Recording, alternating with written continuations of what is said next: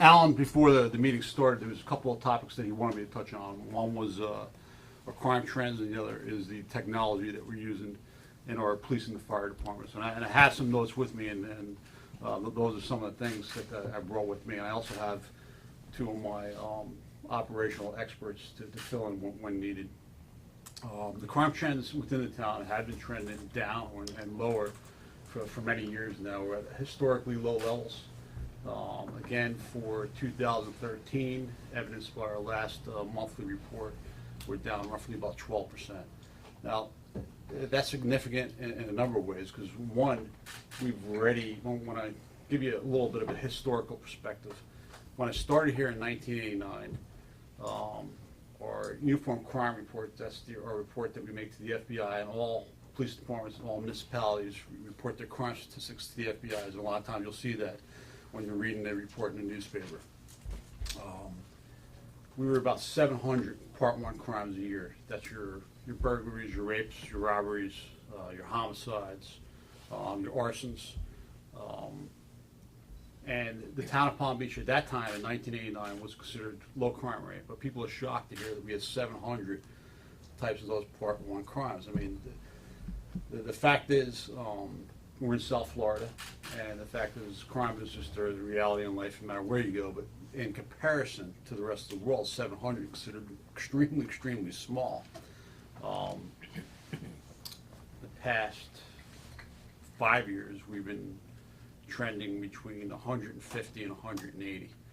So we were already low crime back 25 years ago. Compare that to now, and even though we were low last year, I don't remember, I want to say off the top of my head, about 165 or so Part 1 crimes. We're trending 12% lower than that as well. That's important because we have been short-staffed. We did supplant some of our efforts through technology, which I'm going to touch on real briefly here in a second.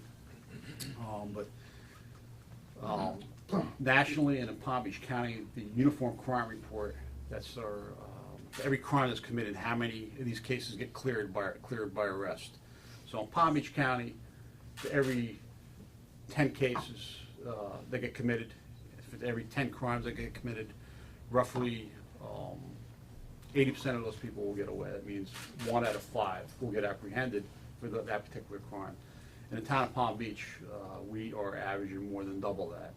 We're in the low 40s in clearance, so 4 to 10 times you commit a crime here, then the town of Palm Beach, you're going to get caught. So what we try to do is we try to focus all our efforts on preventing crime and sending a message, and we're extremely successful at that. I don't know if any police department maybe is as successful as we are, and that is we enforce the small crimes, and what we're doing is sending a message. We make people are also surprised to hear that we make over 2,000 arrests here a year.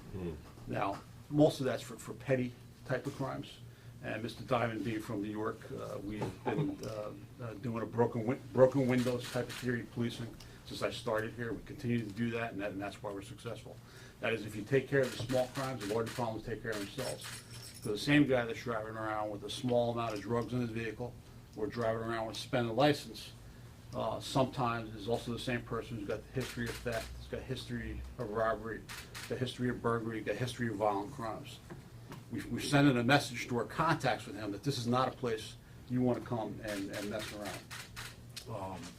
So for that reason, our crime rates are low, and for those reasons, our clearance rate is very high. We make a lot of contacts with those that we consider to be out of place or contacts with criminal element. We pride ourselves in being professional in those contacts, regardless of who that person is. We will treat the person with respect, unless it warrants other treatment. Or other areas of productivity that we measure, despite our staffing shortages, are up, particularly on the arrest side. We're about 39–40% increase in activity. We're actively recruiting right now. As of today, we have made offers to fill all the positions in both the police and the fire departments. So should all the background investigations work out, both departments should be full staffed to what our budgetary staffing levels allow. I do not expect us to be completely successful within the next couple of months, and here's the reason why. We're very stringent in our selection process. We're very stringent in our background process. There are some in the background process that are not going to make it. There are some that are going to make our background process that are not going to make it through our field training program. That's training with senior officers over a period of anywhere from 13 to 16 weeks. There are those that are going to make it through the training program that aren't going to make the probationary period. So there's several levels of checks that we make along the way. While we're doing the interviews, and I've done a lot of interviews over the past 4 months with both these gentlemen that are in the room right now, but we're really looking for what's in here. You know, we're looking for work ethic, we're looking for intelligence, but we're really looking for what's in here. That's what we're concentrating on. And that may come from somebody who has absolutely no experience to somebody who's retired from another agency. Neither one of those things will necessarily qualify, but through our conversation and through our interview process, we're looking for the right people that are not only going to fit within our culture, within our organizations, but are also going to fit within this community. But with that said, we sometimes make mistakes, and that's why we have a multi-level layered process to screen these people. And I'm excited and I'm invigorated every time we get done interviewing these applicants, and these two gentlemen will tell you, because particularly on the fire side, there's so many qualified applicants and there's so many exceptional people that we end up like we did the other day. We had another opening, scratching our heads which one of these half a dozen, and we have up to 80 people to hire from, which one of these half a dozen that we all love so much should we give the job to? They're all deserving of it, but there's only one spot right now. So it's a good problem to have, and so that's sort of what we're experiencing. Now on the fire side, despite the fact that some of these people are new to the town, they're not necessarily new to fire rescue services and EMS type of activities. We're hiring firefighters that have experience from other departments. Some of them have leadership experience as well. We've had applicants from captains and battalion chiefs that retired from their agencies that now want to come on and work for the town of Palm Beach Fire Rescue Department as a second career. We currently have a gentleman that's an instructor at the Fire Academy, and he's been doing a lot of training with our department. He's an asset to our fire rescue services. So we're hiring some exceptional people here within the agency. Now on the police side, we receive as many applicants as we did on the fire side. On the fire side of the public safety equation, we purposely only advertised last time for a week's period of time. And the reason why we limited it to a week, we just simply can't process that many applications. We've got over 500 applications to process. The time before that, we had, I think, 1,100. It's staff intensive. It takes a lot of work to sort through all those applications. It's a highly desirable job. It's a highly desirable profession. On the police side, we received a very good number for the large amount of openings that we had. I want to say roughly around 70 or 80 applications, which was a good number. We just had a lot of positions to fill within that period of time, and because we are selective, although we did make at least conditional offers to fill all those positions out of the applicants that were presented to us, we're probably going to have to go out and recruit another couple of openings again, which is good. We got more people on our training program than we've ever had. And again, we've had people applying for police officers from all walks of life. Some that retired from very large departments with a lot of experience, some of them with command level experience, some of them fresh right out of the academy, with no experience, maybe working as a security guard and completing the necessary prerequisite training to become a police officer. But they have something in here. We're looking for that special spark. So I'm happy with both departments and the recruiting and things that we've accomplished over the past, particularly over the past couple of months. Now about the technologies. Last year you heard me talk about our town-wide security initiative camera system. It's been a great success and something that we plan on expanding on. It was a large cost, and part of that large cost was building out the infrastructure of the system. It's basically, to put it in layman's terms, the infrastructure cost was building out a network similar to like a cell town network, where it's wireless and they send the information off the towers. So we had that grid set up within towns. Now it's just setting up cameras throughout town. Now we already have cameras throughout the town, security cameras. So should we have a crime, we at least have some information to go on. So particularly if we have a time period, particularly if you have a little bit of information that increases our solvability. That little bit of information may be a blue Chevy or Hispanic male, so we can go back through all the footage and look through that. Now we plan on expanding the network, and as part of that expansion, we're planning to put the information out, because we're ready now, for a public-private type of partnership. In other words, if a homeowner, particularly if they live on one of the main roads like County Road or Ocean Boulevard, or even if you live on one of the side streets, we're not asking for information on your own private security system network. We don't want it. It's just not necessary. But if you're willing to put a camera that aims out onto the street, and we can get the remote access to that one camera, that's only going to help the police department, and it's only going to help the community. So with that said, we may have information on a suspect vehicle or suspect person, but depend on the location or where we capture some of the footage. If the footage is from a distance, it's pixelated, and then the closer we get, sometimes we lose some of the fine detail we're looking for. But sometimes they may pass the location where the camera's right there, and we're actually installing one of these cameras with a public-private partnership right now on Worth Avenue, right there on the corner.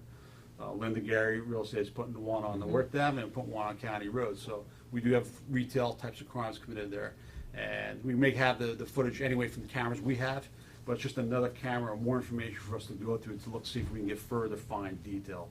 So those that have them on their street, if you have a crime committed on the street, it's a good chance that's going to help us in the solvability, because now I may only need to first start with just the information of the vehicle or foot traffic on your street or bicycle traffic on your street.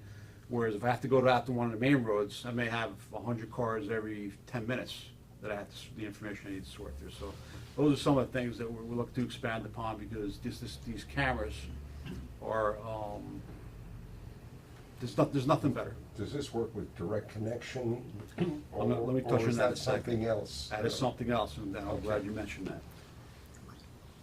So the camera system's been a great success. We've had a number of crimes we probably not would have, despite our high clearance rate, we probably not would have solved. There was no solvability factors whatsoever, but we have them on camera. It's that simple. We get groups that drive up from Broward and Miami, and they'll continue to drive up here. The well is deep here, and they know that. And so they'll come in off 95, they'll do, break a window on something, steal your purse, and they're off. The crime, they may only be in Palm Beach for a matter of minutes. We have very limited information and intelligence to go off of. But when we got them on camera, crouching between cars, and we could see them smashing windows, grabbing, and then we got the vehicle tag, and we got them on camera, it's hard for them to fight that in court. They're done. But more importantly, and remember when I said this, we're all about crime prevention. That person who's successful, they're going to come back to the well because they had a good take here. They can break into 1,000 houses in West Palm. It's not going to equal to one, nice house over here. So if they're successful, they're going to keep coming back. But when we thwart their success, they're not coming back.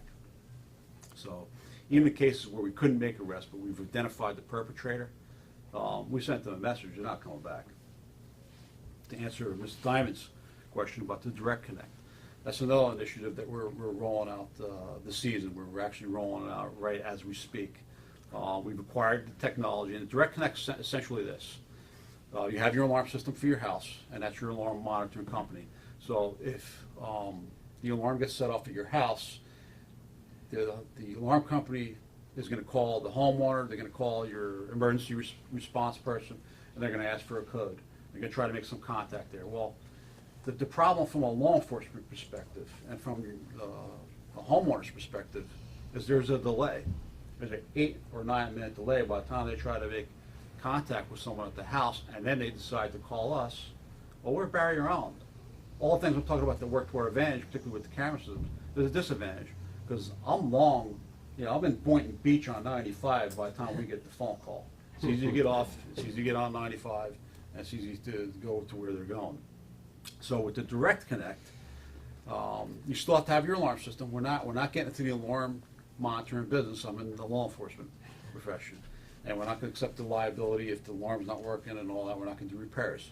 But with the direct connect, simultaneously it'll notify your alarm company, and simultaneously in real time it'll notify the police department.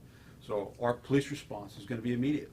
There's no delay. Matter of fact, we had an alarm recently where there was somebody that was a burglar committing a crime. Should that person have been signed up for Direct Connect, I believe we would have made the immediate apprehension. Now, investigations are following up on it, but you know, especially with the businesses as well. We used to have the smash and grabs, and by the time we would do an after-action report on all our actions we took and what could we have done to do better. And a lot of times there was nothing we could have done to do better. There was a 10-minute time delay before we even got the call. People weren't here no more. So the Direct Connect is something that you're going to be hearing a lot about, hopefully. And in fact, I'd like to partner with the Civic Association, trying to get the word out to the community. Okay. I got some of my staff there printing up some information that maybe we can put in the newsletter. We'll put it in some other newsletters, or Crime Watch newsletter. I want to get the information out there. There was an article on the Shiny Sheet recently in the paper briefly describing the Direct Connect.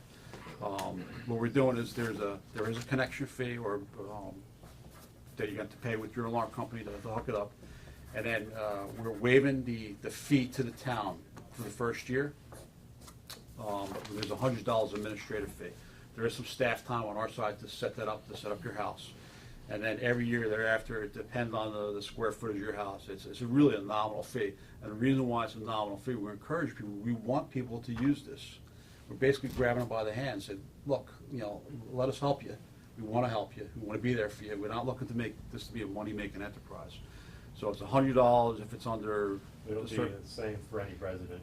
There's a difference in the size. It's up to $20 a year. Is that correct? Yes, for businesses, there's a difference because of the size of the store, but for residents, it's going to be one fee. So it's a very nominal cost for all the things that are available that cost a lot of money, because we want people to sign up for the Direct Connect. Did you mention, is there an ability now for private residents to have a camera surveillance of their entryway of their house? You know, does it go on their private property? I mean, where does it connect to?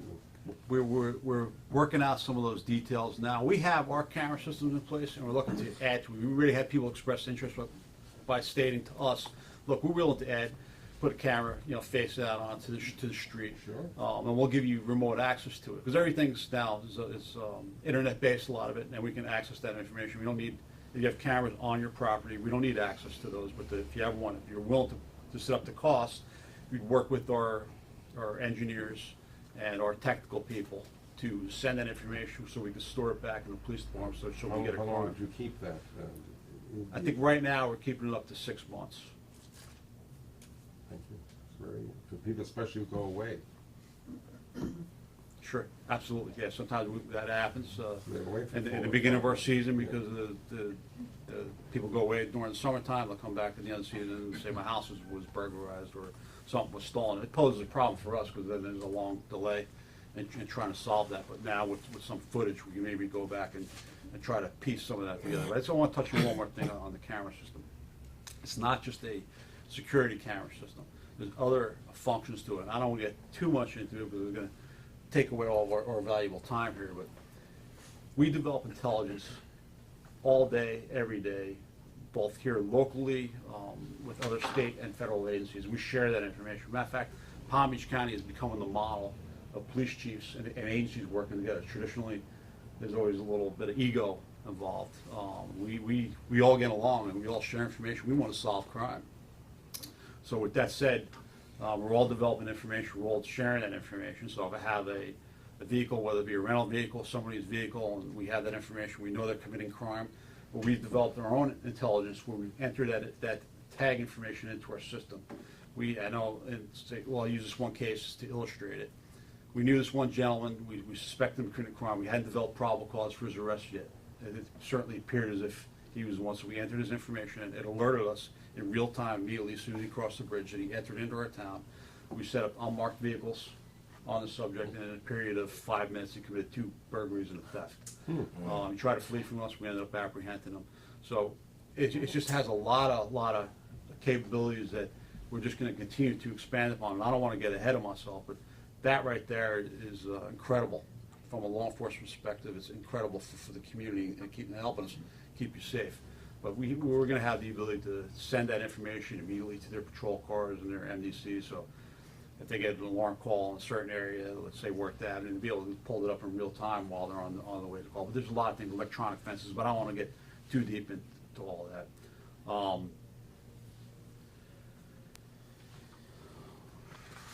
Where do I start? I got a lot of information.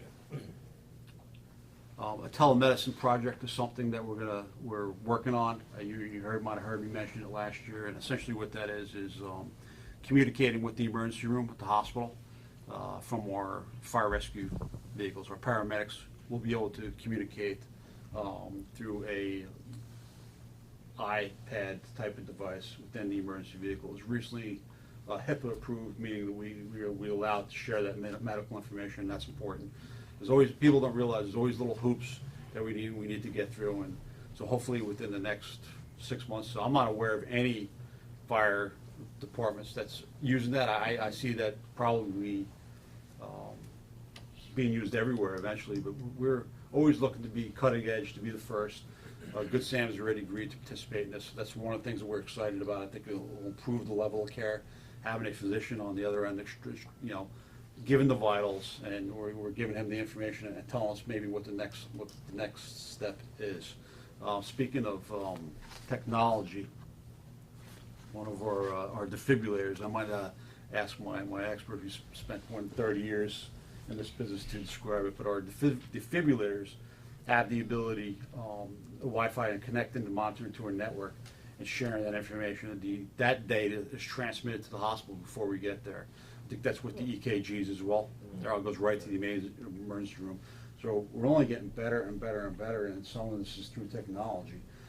We have even though I'm the spokesperson for all this great work that's being done, we have an excellent, tremendous professional staff. Command staff is always looking for these things and putting these things together to improve the quality of care within the community. Chief, can I ask you a question? Sure. With the light coming over the bridge, when you go to the right coming over the north bridge, you have a light there. It says no turns on red, and sometimes there's a backup. So my question to you is that an emergency truck, fire truck comes over that bridge trying to bring somebody to Good Sam Hospital. Is the police department with Palm Beach working with the police department of West Palm as to what they do if there's a backup with those cars coming off the bridge? Well, we have multiple things. It's a multi-part answer, but our fail-proof is always going to be boots on the ground, and that's also something I want to touch on after I give you this answer. But the police and the fire department work closer together now than ever worked. Our command staff gets along great. We're constantly sharing information. We do joint training on things. It's so things like this, when it comes to getting someone off the island, we've had these cases, particularly when the North Bridge was out and the traffic would get backed up sometimes for a mile. That information is immediately coordinated with both police and fire. The police officers will get out there and man the intersections. We'll close down the opposite roadway, like we've done on Rural Palm Way. We'll close down the eastbound lane and completely shut it down for eastbound traffic, and we'll use that as an artery to get the traffic off the island. We've done that now, I think, 3 times successfully without any problems whatsoever.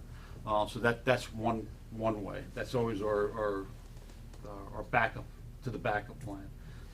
The Trauma Hawk's another thing. We have an agreement worked out with the county that any time is going to improve the level of care to one of our patients. Doesn't matter what the call is, but if we're in a traffic type of situation where the traffic's congested and we have trouble navigating, they'll come, and we've increased our Healy pad spots in town as well. So we have multiple spots throughout town where the helicopter can land and we can get the patient off the island and to the hospital. Other things like Opteka is probably another piece of technology. Again, I could talk about technology things all day, but Opteka is another thing. If there was any positive things that came out of the North Bridge being closed, Opteka was one of them. It was provided to us free of charge by the county, and it's very expensive. And, I'm sorry? Oh. Opteka, what it is, it's a piece of technology that we have in our fire rescue apparatus that communicates with the traffic lights, so it preempts them. So if it knows when the truck is coming, it'll automatically give us a green path, a go. It'll stop the traffic, competing traffic from the other side. So all the lights on county roads. So if we have a call between our north station and our midtown station, those paths for the middle bridge and the north bridge will be cleared, at least with the green light by the Opteka. Now we may look to expand that because this way it works tremendously, and it's a tremendous advantage in increasing our response times. So hopefully I answered your question, and it was a lot more elaborate than what I gave you. So does Opteka work on that specific light he's talking about, since it's a West Palm Beach light? Some of the West Palm Beach lights are on the Opteka system as well, but the lights here on County Road and Royal Palm Way are the lights that are on our Opteka system right now. Now, if we want to expand that and they make more, then it's something that we'll submit to the council as a budgetary item for next year.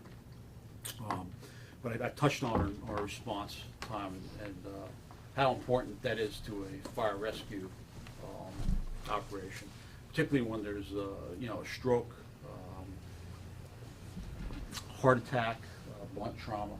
If every minute that goes by you decrease your life expectancy in the serious call by 10%. So it's critical that we get there as fast as we can and at least get some immediate emergency care to you and get you to the hospital as fast as we can too. So the things that we can't control are the travel time. The travel time is travel time. Of course, we drive a little faster than the speed limit with our lights and siren, but there's only so. Then you drive too fast, then you present sometimes an additional risk to the community. So you have to try to balance that. So the travel time is travel time. So the thing we focus on now is the turnout time. So the turnout time is from the time that we get the call to the time you get your gear and you get on the truck and you go. So we've been able to decrease, by focusing on that, decrease our total response time by 20 and 24% for EMS and fire related call. That's significant. That's 20-something% faster. We were already fast. So we've even increased on that. We're constantly paying attention to that. We're constantly trying to tweak that. We're constantly trying to pay attention to not only the technology, but the personnel part of that, to make sure that they're moving as fast as they can and they're getting to the call as fast as they can. So with the part of the response time is also sending resources in sometimes, and sending the necessary resources to the call. Or the fire department's approach to calls, fire and EMS calls in the past would be to send all the resources, because we don't know exactly what the call is until we get there. Sometimes the information being communicated over the phone is not necessarily the information that's being dispatched. So rather, to be safe rather than sorry, they would send a multi-layered response. It's really unnecessary. It's a waste of resources. Sometimes it may deprive us from responding to another call because we moved that asset to a place we really shouldn't be. So what we did is we looked at some technology, some software called the Priority Dispatch. We applied for a grant which we received from 9/11 funds in Palm Beach County. And the Priority Dispatch is a set of algorithms that are set up by medical doctors, and it prompts the dispatcher to ask the right questions from the beginning. And they have a script to go on. If they ask the right questions from the beginning, we can ascertain the right information, and based upon the right information, we can send the appropriate response, the appropriate resources, not unnecessary resources.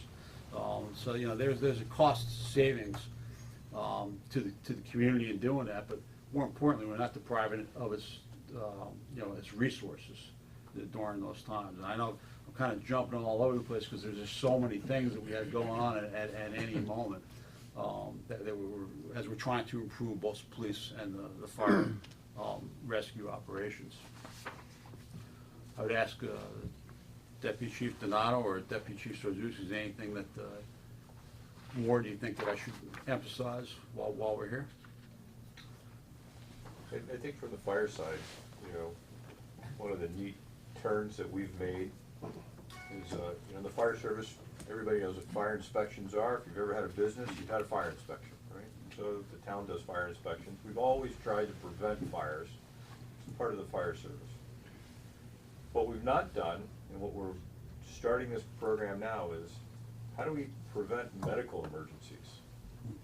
And so we're really diving into that. We've been out trying to teach everybody in the community CPR that is willing to learn, to encourage them to purchase and own an AED. The Civic Association here has an AED.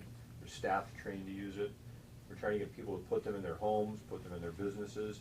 And we're going to teach you, and we're also going to register. You know, the chief, big proponent of technology and making the most out of a little bit. We found this great software system that allows us to register your AED, and we'll call you and tell you when your AED pads are going to expire or when your battery needs to be changed. And if that happens, we also say now's a good time, and we're going to teach you again how to use your device. And we do all that stuff for you free of charge. We get it covered with grants. But we're going to even go beyond that, and we're starting to look at other ways to teach you about signs and symptoms of a stroke or heart attack and the importance of calling 911. And so anywhere we can get a group of people together, we're going to go teach them that stuff. And the biggest initiative is going to be fall prevention. 20% of all our EMS calls are falls.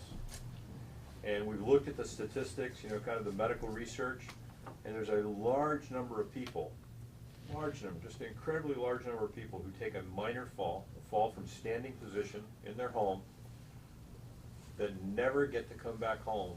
They get sent to the hospital, they spend time in the hospital, they get an infection, and they die. It's just an incredibly large number of people. It's frightening. From a fall from a standing position, you know, and we can do something about that. We can go out and assess people for fall risk. We can assess their home for environmental factors of fall risk. We can work with their doctors individually to help, you know, get them durable medical devices that help prevent them from falling, or to get their doctors to be aware of the medicines and how they're impacting them in the fall risk. And all those things, we're hopeful that we're going to be able to reduce the number of people that are falling in their homes, and then ultimately reduce the number of people who are dying from very simple falls. So we're taking what we used to do on the fire side, this prevention approach, and we're going to put it into the EMS side. And we're just starting this up, and there's going to be more to come with it. We're going to build on it, but it's going to be a very important part of what we do on a daily basis in the fire service. Thank you, excellent. I'd just like to say that this is such an interesting topic that our healthcare committee is talking about with Deputy Chief Donato about doing a symposium called New Technologies in Fire Rescue, because we just discovered all the stuff you're talking about. So we're going to do that in January, February. I don't remember the date. Great. Just to emphasize one thing that Deputy Chief Donato said with the AEDs. The AEDs and hands-on CPR is probably one of the single biggest contributor to a successful outcome for a cardiac arrest. And that can begin, of course, we're going to show up with better equipment even than that, but that can begin almost immediately with training that we can provide to you or members of your staff. It's real simple to use, nothing to be intimidated by. With technology, things I've gotten, it's just really a matter of some basic level training, and then sometimes just pushing a button to start the first part of the EMS, part of the response. And I know some of your staff, Ms. Kessler, went through some of the training last year. Yes, they And did. thank God you haven't had to use it. Yeah, thank God. On the police side, that's one I want to know. We're having trouble with the North Bridge. Everyone here has experienced that. But the director and I know every one of our police employees. We know their history better than they do. And not one of them is a contracting engineer that's qualified to build a bridge. So when these things go out, we get hundreds, if not 1,000 calls. It's not the police department's fault. We try to mitigate these problems. We try to get the traffic off the island. I myself worked intersections. I had the vest on, directing traffic. There's only so much that police employees can do to get X number of vehicles off of an island when there's only one choke point or two choke points. especially during the rush hour traffic. We work extremely well with West Palm Police Department, the Fire Rescue Department. We've done training with them, come up with plans. We work with the county engineers. We work with the Department of Transportation at the state level. I know that our council members have called, other government officials in the state level, try to move these things along. So, but there's occasionally going to be problems, and when they happen, I mean, I get calls. I can't get out of my house up on, Onondaga. It's at the north end of the island because of the traffic, and we apologize. We're trying to move the traffic through as quickly as possible, but we do have plans in place in the event of an emergency, like the director said. We can hold up traffic in West Palm. We have radio communications with them.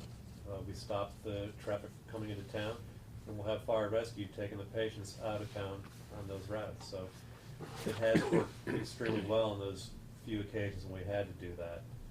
And we utilize every employee for that purpose, not just the marked units and patrol. I have every detective out there, code enforcement, our parking control people, anyone with a radio who has the ability just to stand in an intersection and hold up traffic.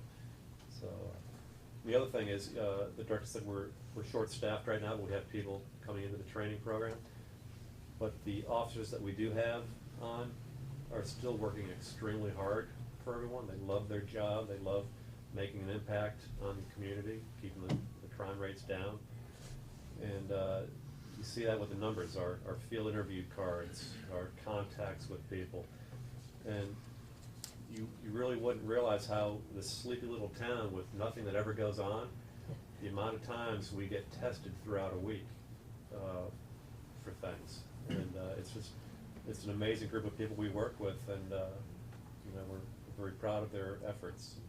The successes are all due to them. Well said.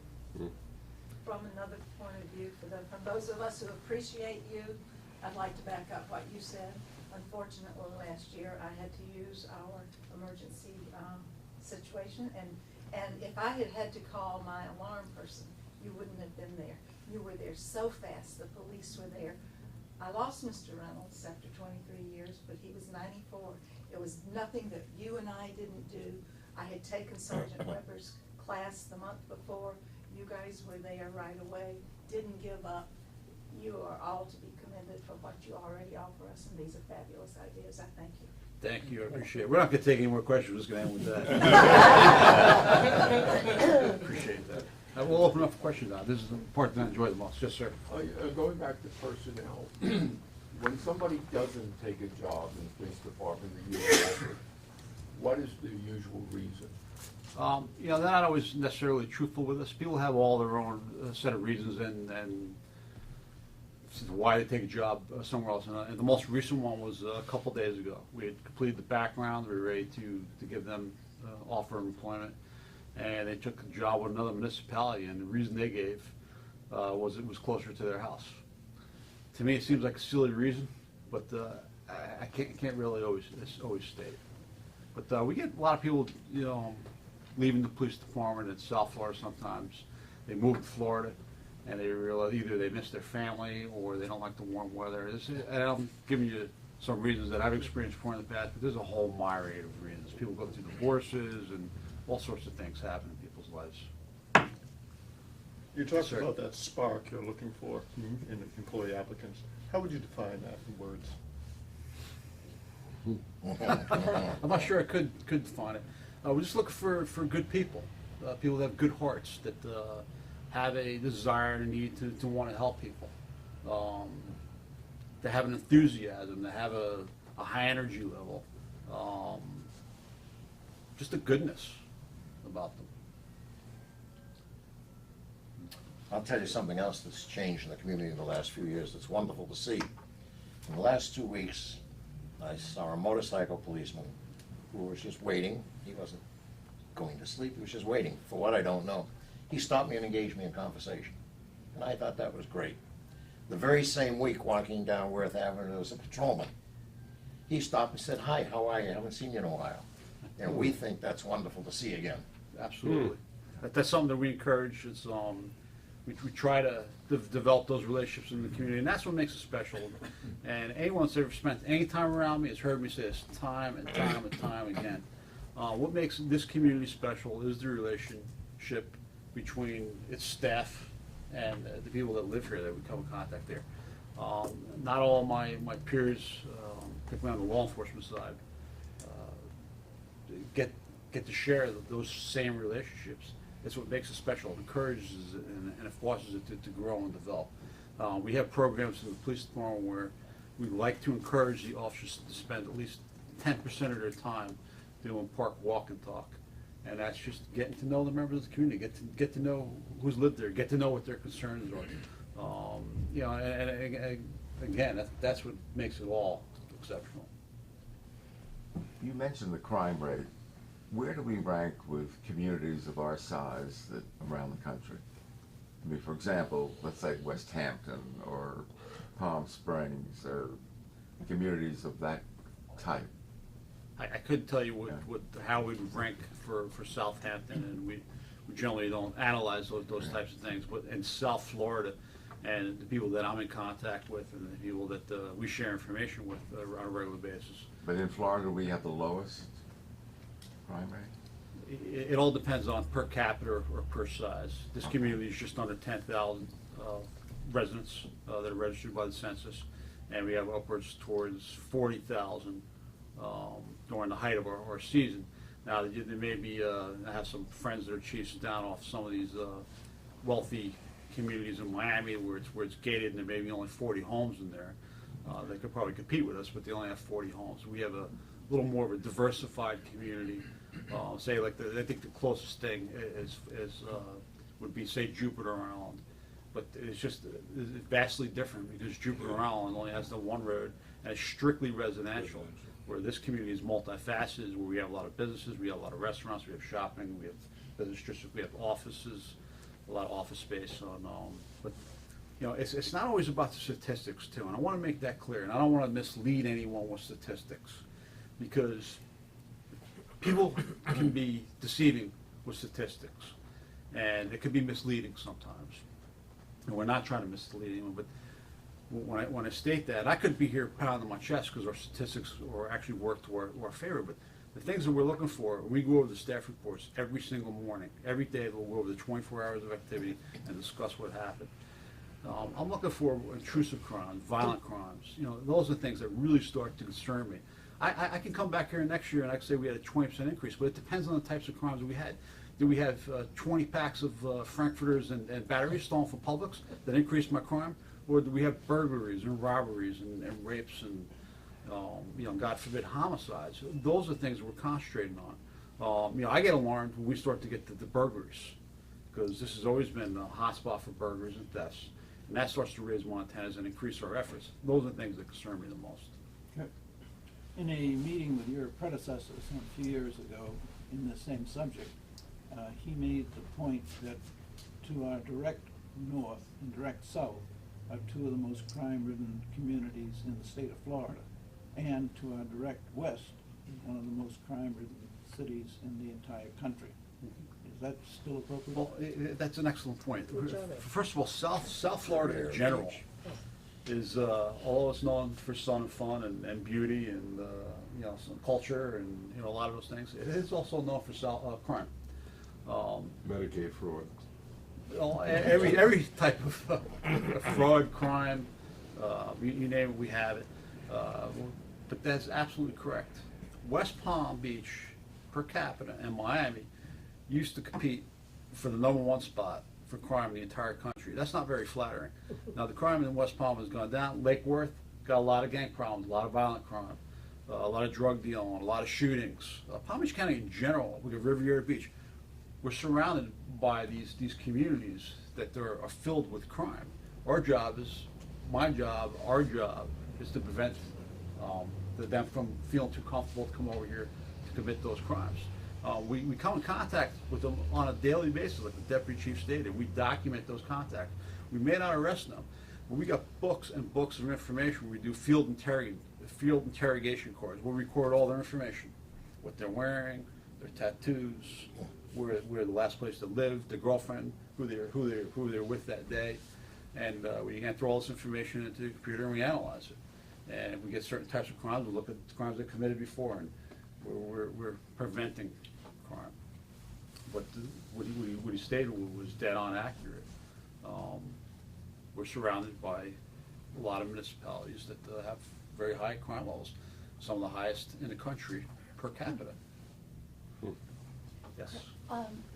Going back to the cameras on the street, a few years ago, one of our neighbors had a gun stolen from their house. So one of your officers had noted that we do have a camera on the street, but we didn't back up for a long enough period of time.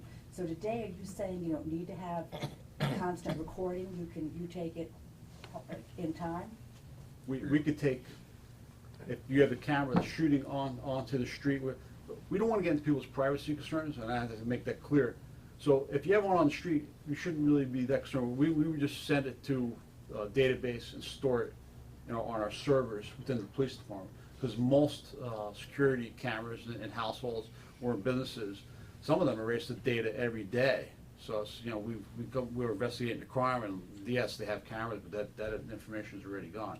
So we could store that information on our system. If we don't actively monitor those things, we utilize them when we need to go back and evaluate that data. So we're looking to work it out with the companies. If somebody wants to put up a camera and send that information, bounce it off of one of our towers and send it to our police department, we would store that data. So in a situation like that, Did you say the you store information it will for still be 6 there. months? Did you say that earlier? Yes. 6 months. Yeah. Great.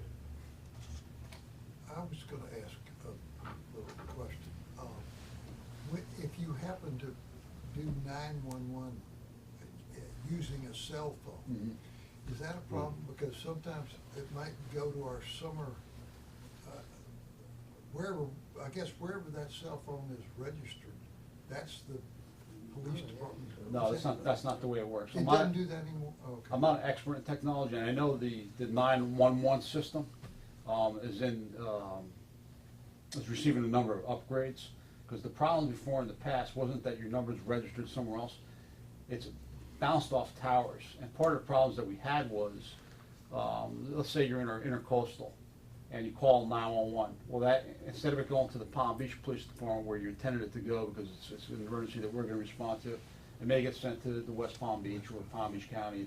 And we've had a lot of that before, and I'm going to look to the deputy chief to see if we've improved on that, because we've gotten calls that really belonged, or the sheriff's office calls, we received one of your calls, and they'll forward that information to us. But I know there's some upgrades, some software upgrades they were looking to do to Or kind it's of get all a around matter that. of where you're at, what tower.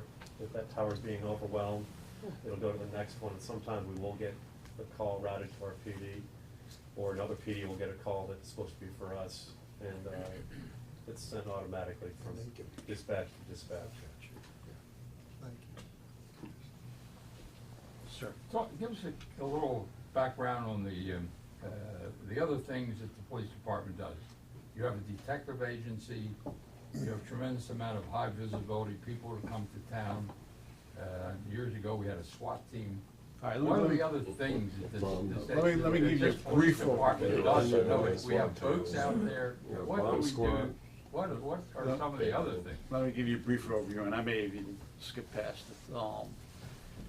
You have your patrol officers, and just even as a patrol officer, a lot of them have additional responsibilities as well. They may have a training to be a juvenile first offender officer, which means if they encounter a juvenile during the commission of a minor crime, not a felony type of crime, they may be eligible for a JFO program. And these are important things, because the juvenile doesn't have a fully developed mind yet, and in the criminal law, it's called the mens rea. And sometimes they make mistakes, but you don't want them to score this for life.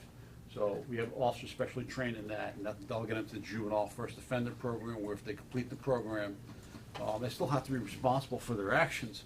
If they complete the program, there won't be a record. Now, if they do it several times, then they enter into the regular criminal justice system. We have crisis intervention officers. Those are officers that are specially trained to handle crisis type situations, but more importantly, we may call them frequent flyers, people that are constant in contact with the police department that may need additional assistance to what a law enforcement agency generally provides.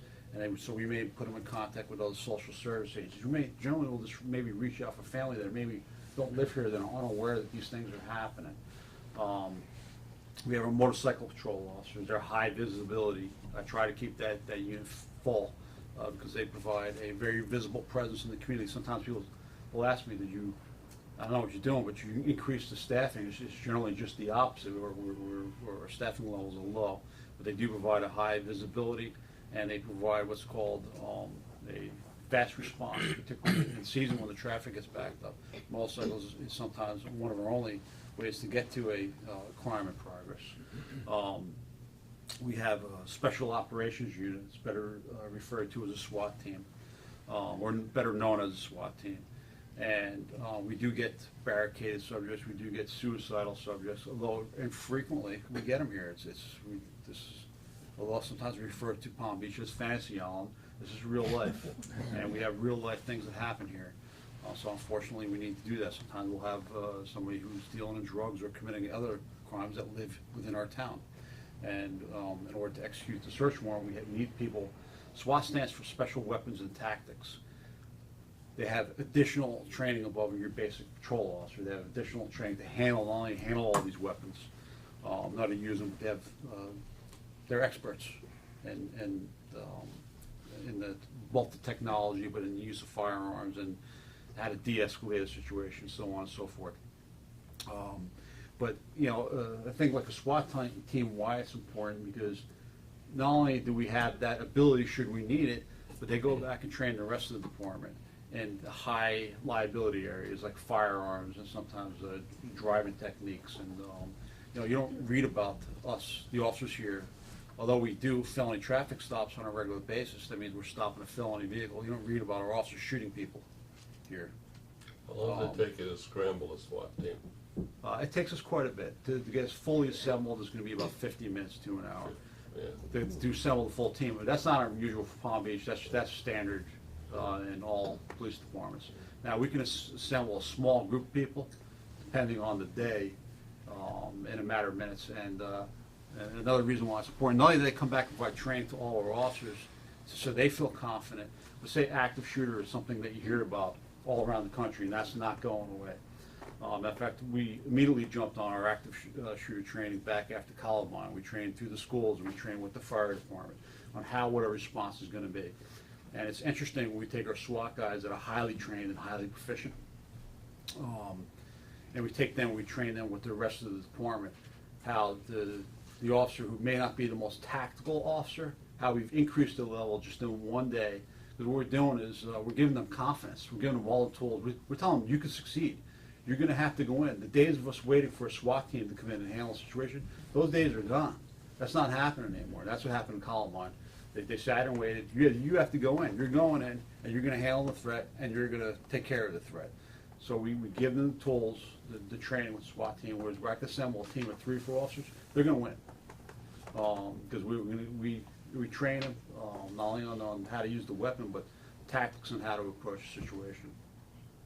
Do you have any armored vehicle of any sort? We do.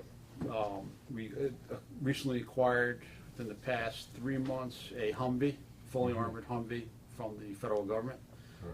They are now a lot of military surplus going around. Our military is so large that things get misplaced. Apparently there was hundreds of Humvees sitting in containers somewhere that, although the thing, I think it was 8 or 10 years old, it had like 300 miles on it. We paid $1,500 for it. We spent another couple $1,000 painting it. So now I have a fully armored vehicle, should we need it, sitting in the basement of our garage. And it's pretty cool looking too. Yeah. But the real reason why we got that was during hurricanes. It's harrowing during the height of a hurricane. Mother Nature can be pretty intimidating, as tough as I think I am. At the height of a Category 4 hurricane, and now you're getting a call when we told everyone to evacuate. Not everyone does. And we'll get a couple of medical calls saying I'm in trouble. And the one that comes to my mind, I I forget which hurricane it was, but we received 2 calls, and I was put in charge during that time period. And of course, it was at the height of when the eye was coming through, and I said, tell them we're not going to respond unless it's absolutely necessary. The winds are, 100 and something miles an hour, and one gentleman was a doctor, so he knew this was an emergency. You get cut with a piece of glass and it hit an artery, and so we did respond to that in the height of during the storm. We can't respond to that in our regular fire apparatus because of the height, and it's not really, it's balanced. It's not really meant to do that, but we would respond to what was a deuce and a half. Again, that was military surplus that we had, very large vehicles, because and we're going to do the same thing with the Humvee. So I'm not worried about a flying coconut or something, smashing into, killing one of my firefighters and one of my police officers. So that's one of the reasons why we got it. I'd like to acquire a second one, to keep one in the south end and keep one of them up here in Midtown for use during a hurricane. Plus it can ride through street debris flooding. They can take on water up to like 4 or 5 feet. We drive through 4 or 5 feet of water, so it serves a lot of purposes. But I'm getting off topic because I want to finish Jerry's answer. So you have your patrol officers. We have a couple officers assigned to our business and business districts, our community and business and community relations officers, and they interact with the business community, find out what's going on there, share crime prevention tips, and establish relationships with them. We have our general assignment detectives. They handle our burglaries, thefts, sexual batteries, or homicides. That's called general assignments. So they general intake. Most of those crimes, they go to them. They do our background investigations for our new hires, whether it be police officer, telecommunicator, parking control, any member of the police department. Then we have our organized crime, vice and narcotics officers. This is all things that shock people, but we do have undercover operations here. I myself spent a total of 4, maybe more years working undercover as a young detective myself. That's anywhere from organized crime. I've worked a lot of organized crime cases, a lot of drug cases, illegal firearms, gambling cases, a lot of white collar cases now. We've taken a lot of that now, particularly with identity theft. So we have a lot of undercover operations that are occurring on a regular basis as well. And in the past, we'd be a member of task force, whether it's the MAN unit, the multi-agency narcotics unit, most recently the JTTF, that's a joint terrorism task force with the FBI. We've been in the money laundering task force with the state attorney's office. So generally those cases that require, again, a special level of training and maybe the ability to either work undercover themselves or be able to control a confidential informant, and sometimes longer term cases and maybe more sensitive cases as well.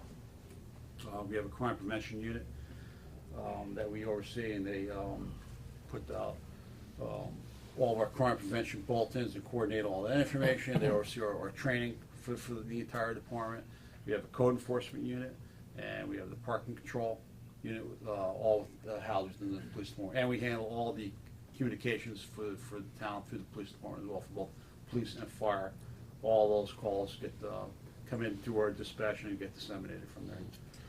How do you handle the Palm Beach is known as the ATM for political contributions, and that means that we get, I believe we get everyone here from the White House all the way down to statewide, local officials always coming here raising money either in private homes or at some of the hotels.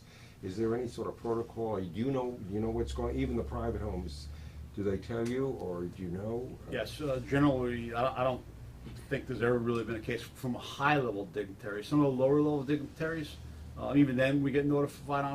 Our participation level may not be as great. Right.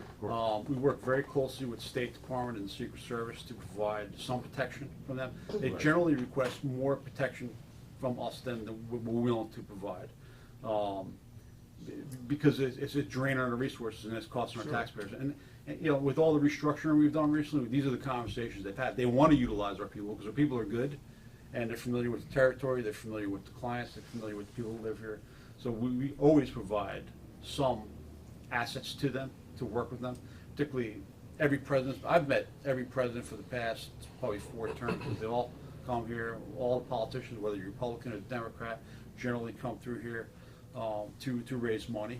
And, you know, a lot of other high-level dignitaries regularly come through town. Some of it is in the paper, some of it's not. Some of it just quietly working behind the scenes. But we'll always provide some level of assistance, maybe just not as much as as we have in the past, because we've restructured. Okay.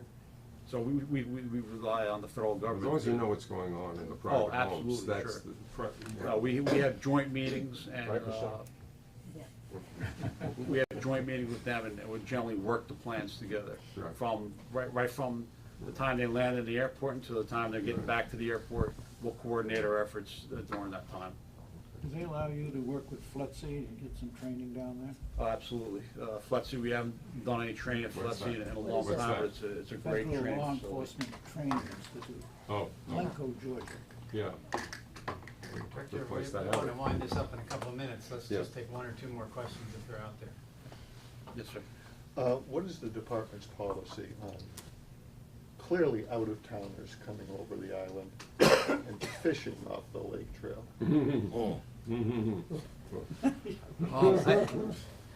There's no policy as it pertains to out-of-towners. There's an ordinance as it pertains to just people fishing in the lagoon. We don't discriminate or differentiate between whether you live here or you don't live here. It's just not gonna happen. It depends on where they're fishing. They can fish from the bridges. We just ask that they not disturb any of the motorists, to clean up any of their mess or things, and not to make too much noise.